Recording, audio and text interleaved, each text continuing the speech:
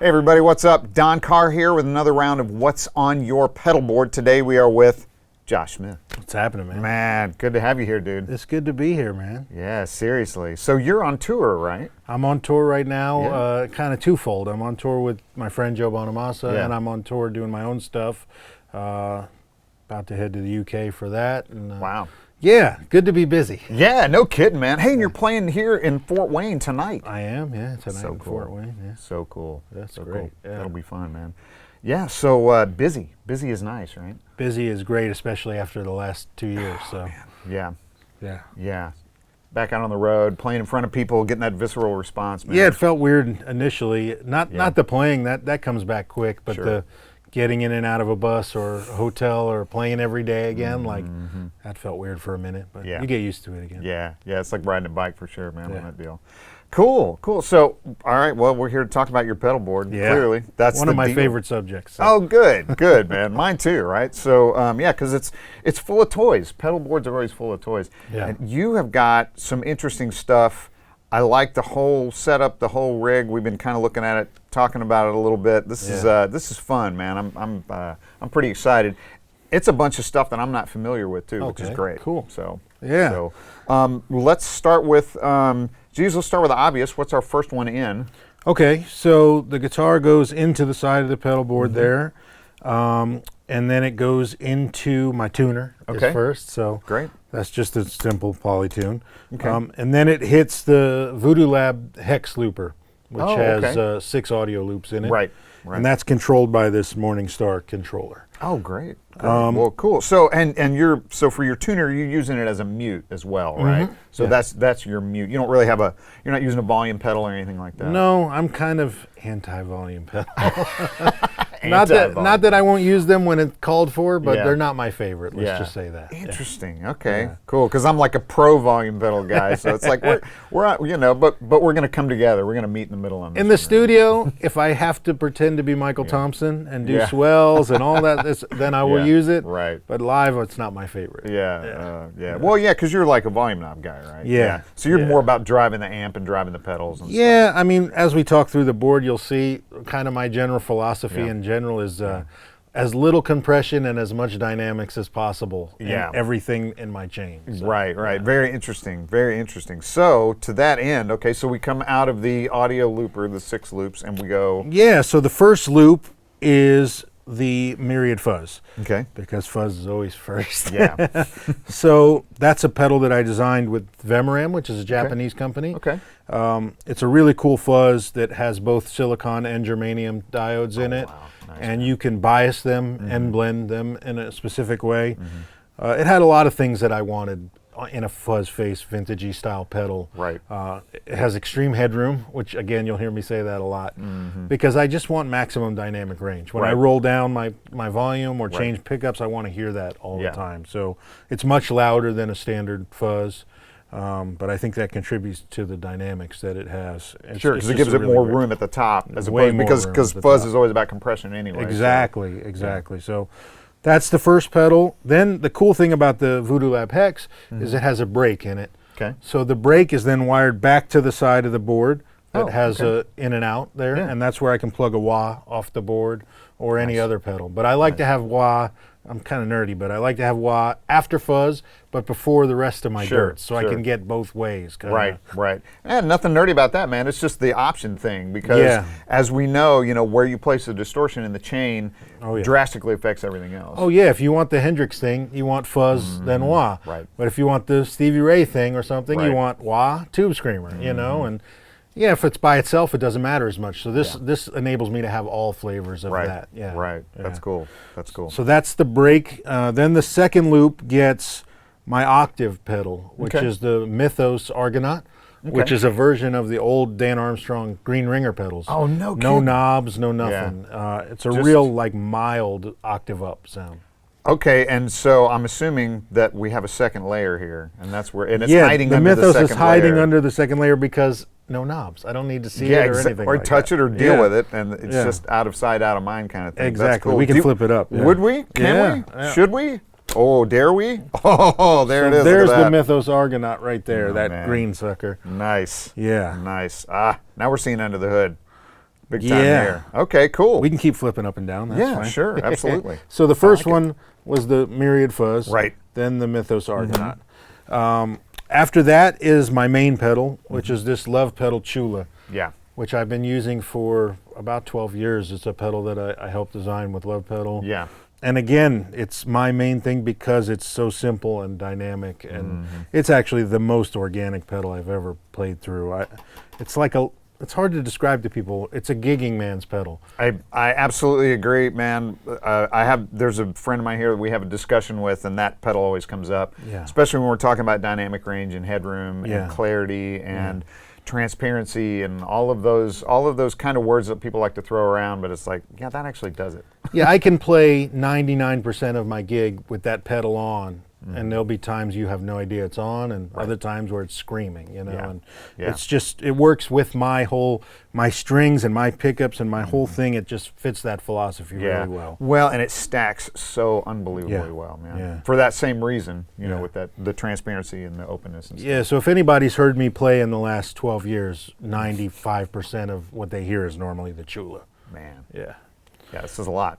Yeah, it's a great pedal. Yeah, because you've always got amazing tone. I mean, that comes from you, obviously, but you know, the gear helps facilitate that, clearly. Yeah, I mean, you know, over the years I've kind of zeroed in on what works for me and what I like, and been able to refine it little bits and bits, you know, over the years. And make a thing that's specifically you, man. Yeah. I mean, you can hear, you're one of those, you know, hear 4 notes and it's like, oh, that's Josh. That's really nice of you to say, Yeah, that's true, man. Thank you. After the Chula, it goes to one that's kind of newer for me, this Chase Bliss Preamp Mark II, which is, oh, actually, you know what? I'm wrong. It goes from there to the Kingtone Soloist. Oh, okay. Which is under here, made by my friend Jesse Davey, and it's by far, I think, the best TS style pedal I've ever played. No kidding. And I will never use that with this guitar. That's a Strat only thing. It's literally, but it excels at the sound. You know exactly what I'm talking about. I know exactly what you're talking Screamer and a about. Strat. Like, it's unbelievably great at that. Man, interesting. Yeah, because I mean, you know, Tube Screamer is not necessarily known for being the most open sounding pedal. I know. Right? So when I go to it, I want it to be prototypical. It's a flavor. Yeah, exactly. You're getting a flavor, man. And so that one actually is very tunable. And my favorite Tube Screamer growing up was always a TS10. Yeah. Because it actually always sounded the most like the Stevie bootlegs I was hearing growing up. Because it's quite honestly what he used for the most of his career is what he would just buy. Right, because he's buying them off the shelf. Yeah. He's not, you know, there's nothing vintage about it or whatever. Exactly, At that point. and so that does that really well. Yeah. And I always thought the TS10 had a little more top end and a little more volume out of it. It was maybe a little squashed a little more, but yeah, but it also had a little more punch too, man. Yeah, I mean that's probably from the volume thing as much as anything. I always thought it had more output. Yeah. So that's what that pedal kind of does for me. Cool. And then we go to the Chase Bliss Preamp Mark II, which has been like a revelation since I found it, especially on sessions, because it's eminently tweakable. It's kind of can do any drive you possibly want to do with it. Oh, no kidding. Yeah, like I have it Really? right now. The main sound I'm using on it in a live scenario is like for more of my Marshally based stuff. Yeah.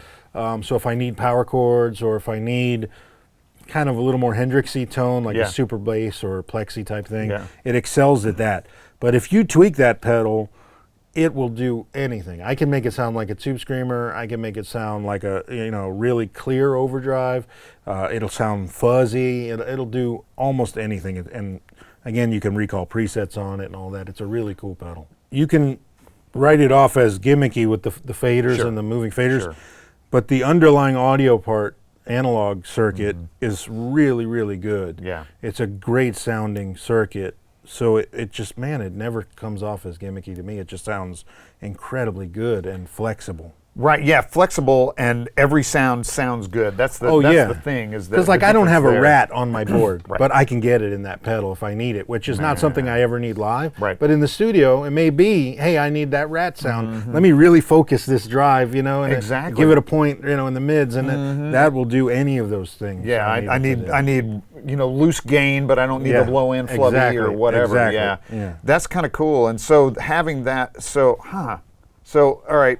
Question here. So do you know, are there sort of like preset parameters to grab all those things, or is it just literally sculpting on the fly? There are parameters. What's really cool is you can switch between silicon and germanium for the clipping, and LED. Oh, cool. Which is really cool. Yeah, I like LED, man. Yeah, for sure. and you can, the mids are defeatable, so you can either bring the mids in the circuit, but then once you bring them in, then you can also change where they sit while you and then sweep it. So cool. I mean, it just does a lot of stuff, and it has a fuzz in it that is can be gated, so it could be like, I don't have a big muff. It can do big muff if I needed to do big muff. But you can also do the zipper fuzz kind of thing. Exactly, like you can do the super gated, crazy. Yeah. So yeah, cool. It's like a jack of all drives kind of. Man, and that, see, that's interesting, because that's a pedal that I would think a lot of, especially working guys, would be looking for, because 100%. It's like, who wants to? I mean, a lot of times in a session, man, I'll drag 20 drive pedals in there, and you just plug them in and out. And maybe I got smart and got an EQ, and it's like, okay, well, I can sculpt on it. It's still not the same as changing the diodes or 100%. This in the studio or the output is killer. And having it last in my chain of drives means that, like, when I set it very Marshally, it's almost acting like a Marshall preamp. So then when I put the fuzz into it, like with a Strat, it's like a fuzz into it's a Marshall. much more like a fuzz face into the front of a Plexi. It's really cool. Through your amp. Yeah, exactly. Through your existing rig, without having to go and like change everything to get there. Yeah, exactly. Wow, that, man, super cool. Super cool. Okay, all right. Whew, I'm exhausted. Now what? From there, we go to the TC Electronics Flashback Mini, which is like just my go-to slapback. I made a tone print for them way back years ago, and it's still what's loaded on there. It's my go-to slapback sound. Ain't broke, don't fix it. Standalone. Yeah, it's nice and small, and that's when you saw it under the board there. Right. Then we get interesting from there. Okay. We go to this Vemuram Big Myriad, which has the Myriad Fuzz in it, but also has a parallel loop in it and a wet dry output. So we won't really hear it today because we only have one amp. Right. But what I do with this is overly nerdy for a blues guitar player, but you'll find that I'm a little bit that way. The poly expressive digit pedal that's right here is a reverb and delay pedal, and kind of jack of all. It's a great, amazing pedal from Australia. What also makes it incredible is it has 4 inputs and outputs, and you can load, you can basically draw a signal path. I mean, you could see it there on the screen. So one of the inputs and outputs I've literally put in the loop of this Myriad, which then only goes to the wet output. So when I turn that loop on, I have an expression pedal that controls the mix, and it will only go to my second amp, which is normally a Morgan Voxy type one. And so I can have a delay or reverb that is only going to one amp, and I'm blending it in, or anything from that pedal, and I'm blending it in. The fuzz can also be put in that loop, where I could blend the fuzz. So you can have kind of a cleaner and a fuzzier. So I could have like the fuzz in front of the amps and the fuzz on the side that's in this one amp, or reverb that's on the side. And the cool thing about the poly is I can have reverb and delay that's on both amps in front, and then another one that's on the side that just comes on the second amp. With the 4 outs, sure. It's really cool. That's cool. That gets pretty immersive at that point, because then you're kind of blending the option of like 2 amps that just sound a little bit different versus, okay, now we got some actual splits going on. Now we're back to kind of not dual mono kind of thing, or Yeah, because normally my setup is, even though it's always 2 amps, it's normally pretty dual mono-y, you know? And this enables me to kind of add some cool, like on the poly, I'll have 2 kind of shorter delays going to both amps, and then I'll blend in a long delay. Just to the back, but it'll be mixed way down. So you'll hear this longer delay come. If I step down on a single note, all of a sudden you hear, and then I can get rid of it. Right. I was going to say, it doesn't overtake, like, especially if you're playing something something fast, like kind of almost like a duck delay, but it's not totally getting out of the way. It's just kind of like it's back in the. And that's cool, man. And I did that because I was experimenting a bunch with parallel chains with 2 amps, and I found, hey, I really like when a pedal isn't on both amps, when it's just on one. Like I was messing around with a tremolo that was just on one amp, and you barely heard it.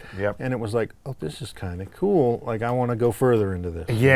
Man, the hardest trick about that is because you set something like that up in the studio, right? It's really easy, or at home just goofing around or whatever, but you set something like that up and you listen, you go, wow, that's really cool. And then you go, I can't commit to this full time. Yeah. So how do I switch in and out and get back to my normal thing? And so having something like that is just a, you know, the routing savior. Exactly. Utilitarian as heck, but still, man. Yeah. So it's relatively complicated, but I've dumbed it down to where I can figure it out and make it work. And the poly is really good. Guitar player friendly, right? It's very guitar player friendly. No, so it comes out of that Myriad and then goes to the poly. Okay. So the poly is in the loop of the Myriad and then after the Myriad as a standalone stereo pedal. Nice. And then it goes from there to probably my most used pedal other than the Chula, which is the Eventide H9. Yeah. Which I've had on my board since the moment it came out. It's really indispensable for me, especially on sessions. Yeah. Again, back to that Swiss Army knife thing where it's like, well, what I do do you need, a lot of sessions, and the ability to have my iPad or my phone on the music stand, and if a producer asks me, hey, can you get, you know, Andy Summers' Electric Mistress thing? It's like, well, I don't have an Electric Mistress, but I can get close, you know, and anything you ask me for is in that pedal, and it sounds good, you know. Yeah. Again, it all works together really well. Yeah, and so that's last is the Eventide H9, and then it goes through, one side goes through a gig rig humdinger just to isolate the second output. Oh, okay, right. Just for phase and grounding with 2 amps. And then it goes back to the patch bay here, and then it has amp 1, amp 2, and goes back out. That's cool, man. That is super cool. Wow. The only other thing we didn't mention was the battery box. Right, which I was getting ready to get there, because that's a whole separate deal on its own. Yeah. All right, let's talk battery box. So that was made by the same guy who made the Soloist, the Tube Screamer pedal, Jesse Davey, a company called Kingtone. And so I first had a battery box in my Bradshaw rack way back, and Bob thought I was crazy. Yeah. I was like, listen, man, I hear a difference. Eric Johnson is not crazy. He's awesome. Yeah. And he knows what he's talking about. Yeah. And I hear a difference, especially between carbon batteries and alkaline batteries. And it's because the draw, it's the way it draws the power, man. Not only that, a carbon battery, when you hit it really hard, almost acts like a tube. Like it goes, shoop, oh, wow. shoop, Yeah. you know, and man, they last a long time because they don't draw that much. Right. But they sound and feel just way different. If I put an Energizer in there, you would be shocked at the difference in the Chula tone. And it's because, you know, the alkalines are cranked up hotter, and they spit the juice out really hard, and then they die right at the end. That's and exactly it. It's for maximum efficiency. It has nothing to do with audio. Exactly. Right? It's totally about efficiency, and it makes total sense. Yeah. But in this case, you know, there's a difference. So what's cool about that one is the battery box has evolved over years. I've had multiple people make it for me. Yeah. And this one is the best one yet because it's small and they stick vertically out, takes up no space, easy to change them, no lid. And there's an LED for each one that tells me when they're getting low. So that's great. Cool. And it just gets a tap from my power supply, which is, I think there's Strymon power on this board underneath there. Yeah. And it just gets an unused tap. And then when I power on the board, it sends a relay telling it turn on the batteries. Yeah. So when I unplug the board, the battery's shut off. I don't have to unplug anything or do anything. Right, pull the batteries out or anything weird like that. Yeah, that's great, man. That's super handy. And so, all right, what brand of batteries are you using? You got to go there, man. I prefer the Rayovac heavy-duty Black Cat batteries that you get at the dollar store. And I also order batteries from this ridiculous website called Batteries in Butter that literally sells batteries in butter.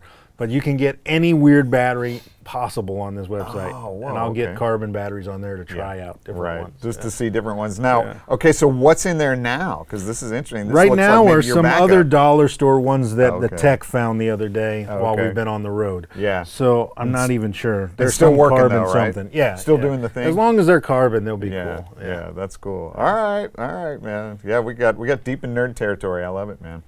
Yeah. I mean, I'm not obsessed, but I just love to know as much as I can about what I'm using, because it makes me feel more comfortable, number one, and I feel like I'm always kind of getting closer to what I'm actually hearing in here, which is the goal, I guess. Exactly, and you're a little more in control of it that way. I mean, hence a signature amp and a signature guitar.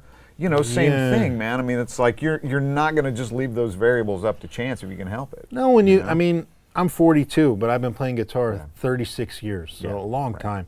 When you've been playing a long time, you get pretty comfortable knowing what you like and what you don't like. And I know what I like at this point and what works for me.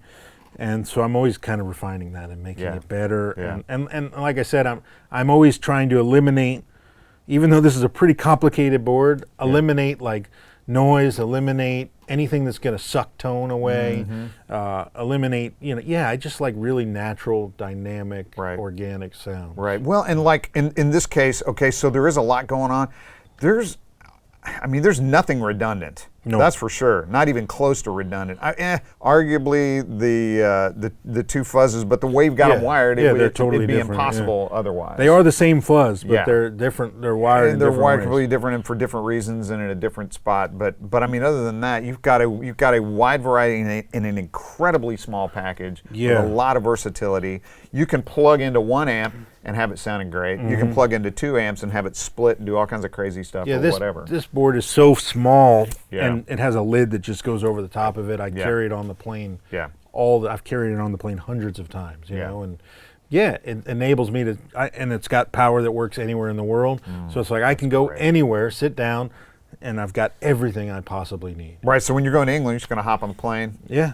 I just got to get a UK IEC cable, and I'm done. There you go, man. You know? Yeah. Wow. That's cool, man. That is super cool. Great pedal board. You know, it's interesting. The whole, like, to me, the whole what's on your pedal board series is this. It's just like this shows your thought process. Sure. And everybody that's thought through it and cares about what they're doing and has some sort of understanding of what they're doing, you kind of get like a peek inside the mind of sort of, you know, which I think is really, really useful. Oh yeah, I mean, we all have obviously different outcomes in mind when we build our boards. You know, we all have different playing styles and different goals we're trying to capture. That's fascinating to me. I love to see why is that guy using that, and then when you figure out why, it's like, oh, I get it. I get it. That's really cool. Yeah, and it worked. And better than that, the biggest thing is, it works for him. I get that. I've found over the last 20 years in my career in LA that I've gone back and forth a lot between sideman, having to get other people's sounds, sessions, having to get any sound possible for somebody else, and then my sound. Right. And this board splits that difference really, really well. This is my sound on this board, yet I can go to any session and kind of still also get any sound someone might ask me for. Right. I feel like I've kind of arrived at a really good place with that on the board. Man, that's great. Wow, awesome. That's almost like a congratulatory moment, you know, really. When you finally feel like, okay, I've got a system, and maybe you can swap in a pedal or two here and there occasionally if you want to. But well, that's the cool thing about the wah loop too. And then the wah loop, I can have a pedal off the floor, so I do sometimes bring a couple extra pedals if I know the producer or whoever hired me needs something specific. Or I'll bring Echoplex, you know, if I know I need, I got to have a real Echoplex, not a fake one, you know. So it enables, I have like maximum flexibility. Yeah, which again, congratulations. Well, hey, congratulations. Golf clap. So Josh, let's hear everything, man. I mean, that's really like where the rubber meets the road. What does this sound like? And we all know it sounds like you, but it's like, let's hear some specifics. Yeah, let's go through it, man. Yeah. All right. So I'll start with the Chula because that's the most used pedal on here. Yeah, that's you, man. That's your pedal. That's me. So here's nothing, straight into the amp.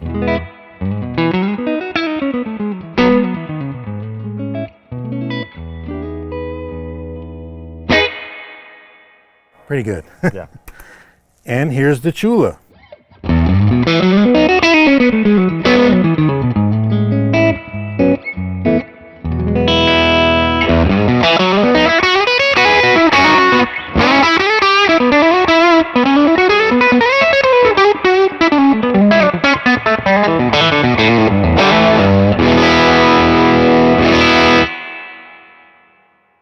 So if I lighten up on that, I mean, it's...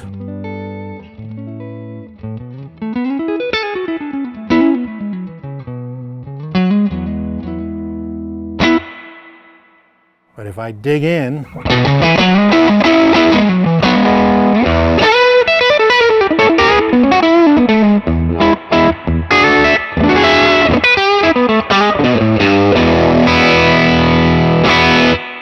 yeah, it's like adding a gain stage to your amp, basically. It's really all it is. Yeah, you know? That's, pretty much. That's pretty exciting, man. That's it's just it's my sound. Yeah. Like if I add the TC Electronics slapback to that, that's 99% of what you hear with me. Like.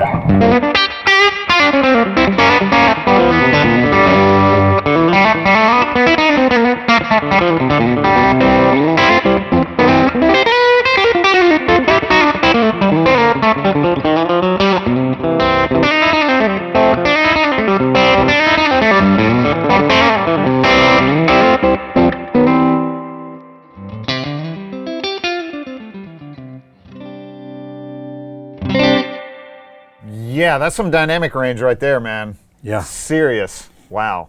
Yeah. So Nice. then it goes to, well, not in order, but Yeah, this is the that's okay, man. Mythos Argonaut. I'll add to that. So this is the Okay. octave. So what I like about that is I can add it to the Chula. So like the green ringer is a little more flexible than an Octavia per se. Sure. It's a clean octave. Right. So here it is with the Chula.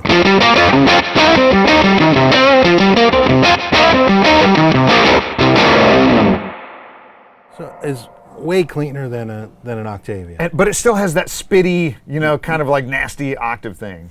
Yeah, that's but great. if I take the Chula off and we hear just the octave by itself, it's pretty clean.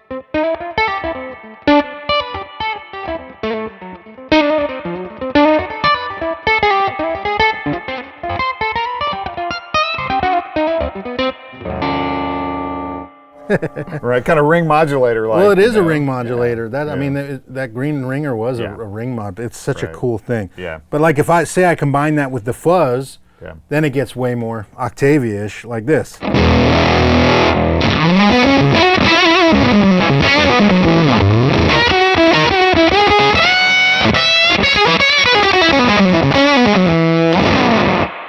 Then the Myriad Fuzz by itself. So again, I've got it turned down so we don't kill ourselves in here right now. It's a really loud pedal. It's just really great. So again, here's nothing. And here's the Myriad.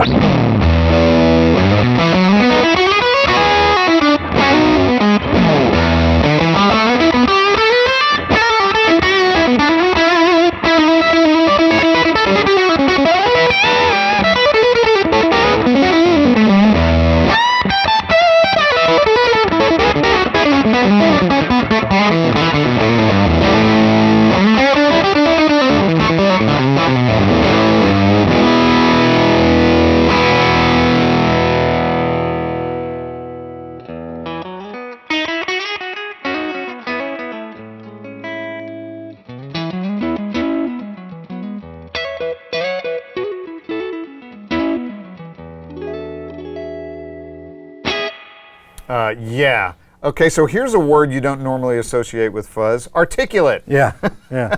Yeah, I mean, that's one of the things about your playing, anyways. You're extremely articulate, Thank and you. so having that, you don't want that to be masked. I mean, there's probably a time where you do, Sure. but it's rare. For the most Yeah. part, you want every note and every attack and everything to be heard. Yeah, well, it's funny, we as guitar players, we work so hard on all this technique and vocabulary and all this stuff, and then we sometimes use a tone. We're always going for the fattest tone humanly possible, right. but sometimes that gets in the way of people actually hearing everything you're playing. Oh, yeah, that's like covering it up with delay or chorus Yeah. or whatever, or gain or whatever you want to do. I'm man. not Yeah. afraid of treble. I'm Yeah. not afraid of clarity. Like, Yeah. I want people to hear when I change pickups and lower my volume, when I lessen my attack. I want all those little nuances to be heard because, yeah, like you said, I've worked hard at being able to articulate all that stuff and feel it and hear it. Well, and that's how you control the music and how you control your dynamic range. I mean, Yeah. the length of a note is as important as anything. How Yeah. long is it versus how short is it?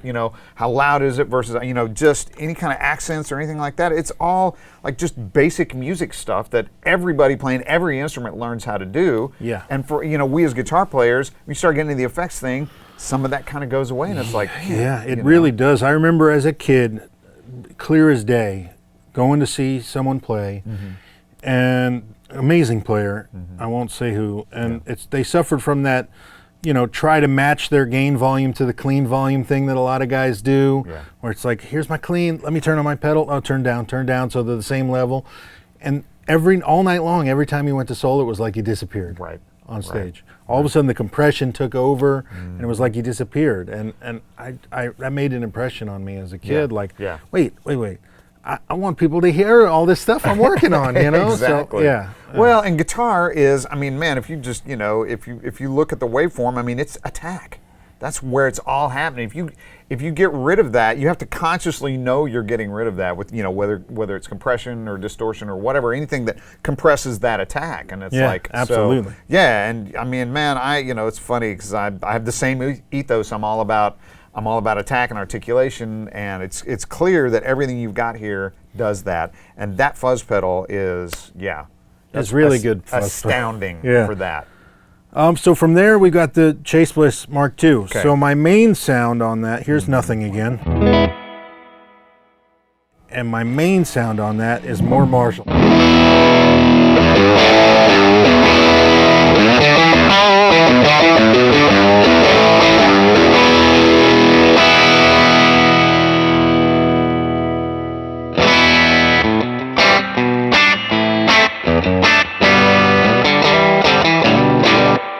Sounds like Italian to a Marshall. Yeah. That's got the bonk, man. That's got conk. It's got that thing. Yeah. What's cool though, That's so great. if I turn that on and then put the fuzz into that.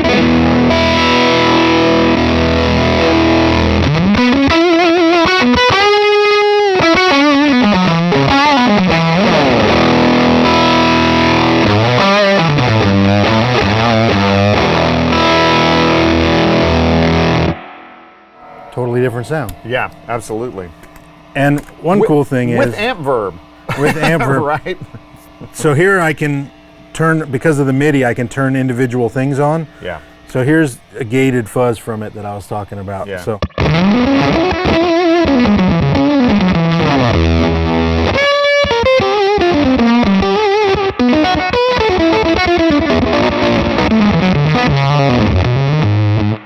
Yeah.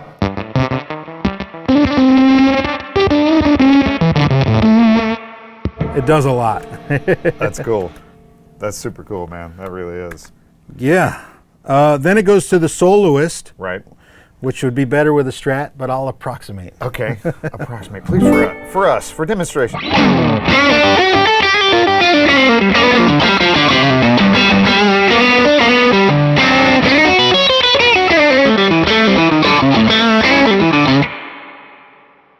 Gee, never heard that tone before. We all know what that sounds like. Yeah. Never heard that tone before. Wow. Yeah, you can hear I like a little bit more edge on it than the typical, you know.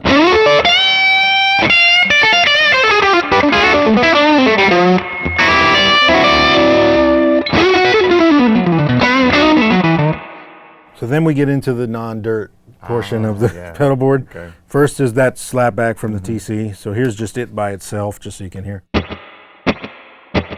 Just one repeat, you know, the typical.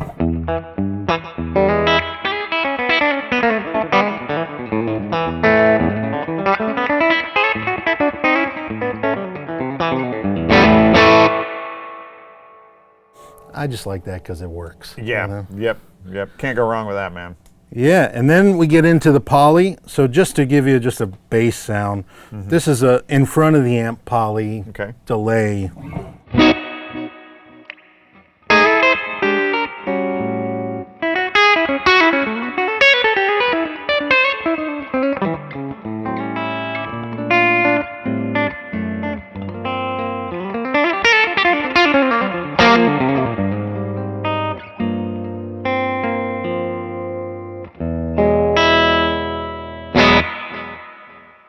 Yeah, it's just a really good pedal. Does kind of anything. And then after that is the Eventide H9, which I use for a lot, but foremost would be my Leslie's.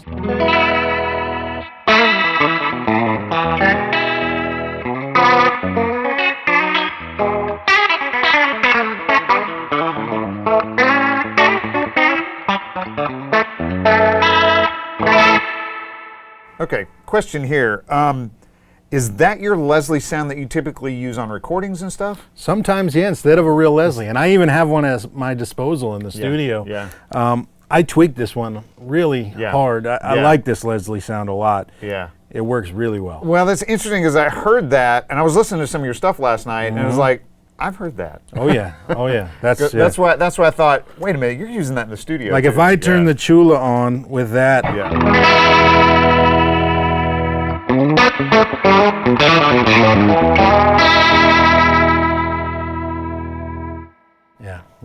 Yeah, that sounds great, man. I can't count the number of times I've shared that preset with people because they ask for it constantly. I bet, man. Yeah. I bet, because that's like, yeah, that's got that. Well, I'm not as familiar with the model numbers, but is it the 122 that has kind of the honk to it? Yeah. That's got the 122 honk, man. And I'm leaning more on the horn than the rotor in the balance and the algorithm. Yeah.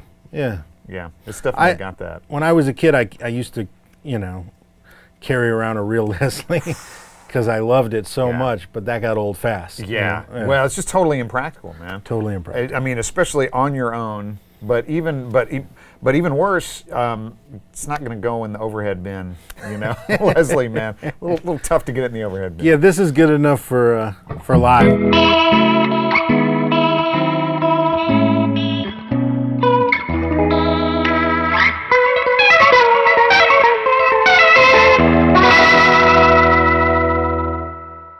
Josh, thanks, man, so much. Oh, dude. Thank you, man. Seriously. Really appreciate it, man. It's great, just like getting a glimpse behind the curtain, pull the curtain back. What's going on back there? Yeah. Obviously, I like talking about this stuff. It's, like everybody else, I'm a nerd about this stuff, and I enjoy learning as much as I can about it, and just messing around with. I love playing guitar. We'd be doing this anyway. I am doing it anyway, all the time. It's just thankfully there's enough money coming in to keep us afloat. Exactly. Right? Yeah. No, that's great, man. Really appreciate you doing it, man. Good luck out there, man. Thank you, man. Thank you. Man, be safe and have fun. I am, and I appreciate it. Thank you. Hey, thanks everybody for watching. If you have any questions about pedals or guitar gear in general, or heck, even questions about Josh, make sure to contact your Sweetwater sales engineer or check us out online at sweetwater.com. Thanks.